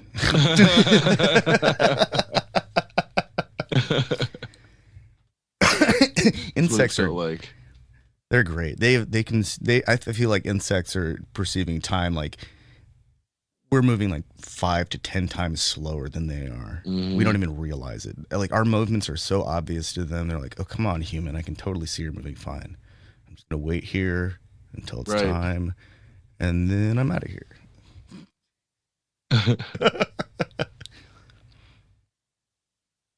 I bet hummingbirds are the same way.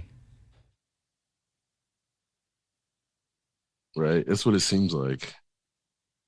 But that's also where I'm like, whenever I was watching hummingbirds regularly, it always made me glad that there was nothing 3 feet tall or 3 feet large that was as fast as a hummingbird, because that would be truly terrifying. Oh no, that's just like a horror movie waiting to happen. Yeah.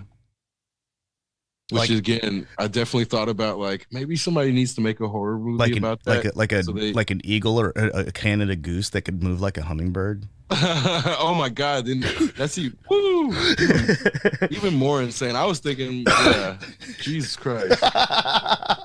No, man, and that's where I think that's why, because they're so small, people don't fear them the way they should. But it's like, if they really wanted to, I mean, our eyes are not that. Man, that's resilient. Like a Canada goose that can move like a hummingbird is the kind of thing that Weyland-Yutani would make happen. Yeah, exactly. They would totally make a freaking humming goose, and it would be the scariest. It would be scarier than a xenomorph. And it's funny. I did, in that concept, it was like kind of in the Alien Predator universe, where you're like, hummingbird is like right there with them in ways where, again, people don't put respect on hummingbirds the way they really should. Maybe also a humming heron, like a great blue humming heron. That would also be terrifying, because those things have freaking fencing swords. But that should also be a lesson as to why we shouldn't allow corporations to genetically engineer things, because they could accidentally create a fucking humming goose. 3 foot, yes, with the temperament of a goose that's willing to fucking walk you down, knowing damn well you're a grown ass man. Like, geese are so fucking aggressive, man. That shit is crazy. And that thing now moves like a hummingbird. No, that's I don't know what's beyond nightmare fuel, but that's it.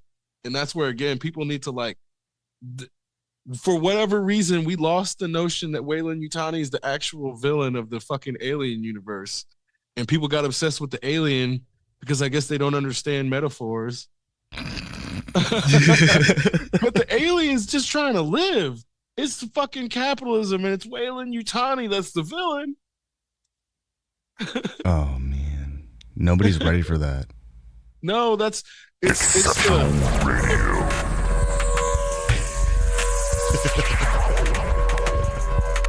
Exceptional Randos shows produced live in Sunroom Studios' Base Capsule. Remember to catch our Exceptional Randos live stream on YouTube every Sunday between 2 and 4 p.m. Eastern Standard Time. And if you have a story, idea, or question that you would like to share, we want to hear from you. Thanks for listening.